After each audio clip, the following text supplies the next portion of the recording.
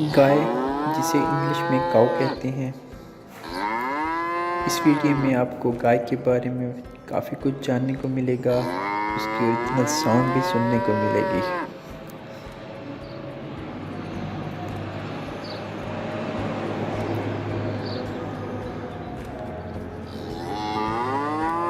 गाय एक पालतू जानवर है। गाय की बहुत सी अक़साम होती हैं और ये जानवर दुनिया के तमाम इलाकों में पाया जाता है।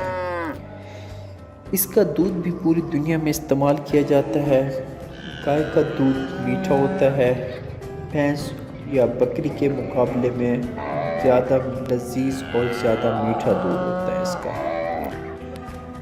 इसके दूध से कई तरह के खाने और लजीज अशिया तैयार की जाती हैं।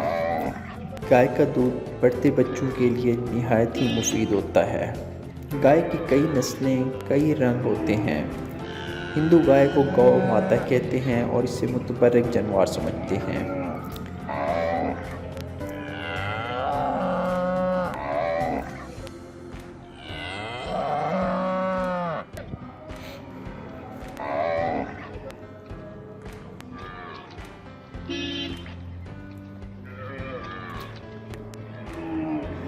फार्मर्स गाय का दूध अपने हाथों से भी निकालते हैं। गाय का दूध बड़े पैमाने पर लेने के लिए मशीनें भी इस्तेमाल की जाती हैं। ऑटोमेटिक मशीनों के ज़रिए भी गाय का दूध निकालते हैं। इसके ऊपर वाली जबड़ी में दांत नहीं होते। यूँ तो गाय को खुश्क घास और अनाज खाने के लिए दिया जाता है, लेकिन गाय के लिए हरी घास एक बेहतरीन कुदरती ग़िज़ा है। गाय के सूंघने की ताकत दूसरे कई जानवरों से मुख्तलिफ और तेज़ होती है।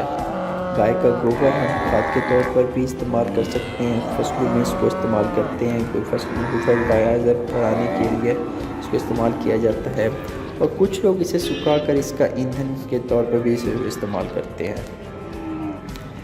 गाय जो है वो बछड़े जन्म देती है और बछड़ियाँ भी होती हैं। जो बछड़ियाँ होती हैं उनको दोबारा इसी फील्ड में लाया जाता है। उनसे दूध वगैरह हासिल किया जाता है जब वो बड़ी हो जाती हैं।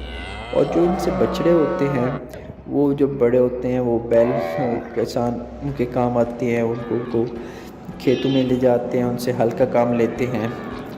गाड़ियाँ वगैरह खींचने के भी काम आते हैं।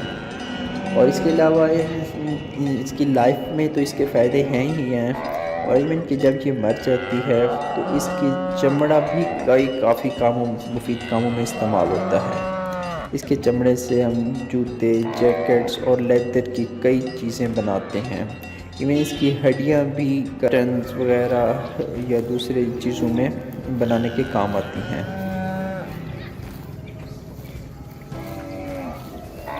ये कैटल इंडस्ट्री आजकल एक बहुत ही प्रॉफिटेबल इंडस्ट्री बन गई है। लार्ज साइज़ पे कैटल फार्मिंग की जा रही होती है। ऑटोमेटेड मशीन्स होती हैं जो जानवरों का भी ख्याल रख रही होती हैं। जानवरों से दूध निकालने के काम के लिए भी मशीनें होती हैं। उनको चारा डालने के लिए भी मशीनें होती हैं। बहुत ही ऑर्गेनाइज्ड वे में वो फार्म चला रहे होते हैं और इनके ऑनर्स को इनसे काफ़ी ज़्यादा रेवेन्यू जनरेट हो रहा होता है। वो इवन इनके मिल्क को सेल करके इनसे प्रॉफिट ले रहे होते हैं। वो इनकी सेल्फ ट्रेडिंग करके भी उनसे प्रॉफिट ले रहे होते हैं। इनके जो बछड़े होते हैं उनकी जनरेशन से उनसे भी वो प्रॉफिट ले रहे होते हैं। इनकी ब्रीडिंग से भी प्रॉफिट ले रहे होते हैं। काफ़ी ज़्यादा इंडस्ट्री इसमें एक्टिव हो चुकी है और इसमें काफ़ी रिसर्च भी की जा चुकी है। DVM वाले जो हमारे रिसर्चर्स हैं उन्होंने इस फील्ड में काफ़ी ज़्यादा मेहनत की हुई है और अब ऐसी ब्रीड्स आ गई हैं जो बहुत ज़्यादा, जिससे मिल्क की पैदावार बहुत ज़्यादा बढ़ गई है।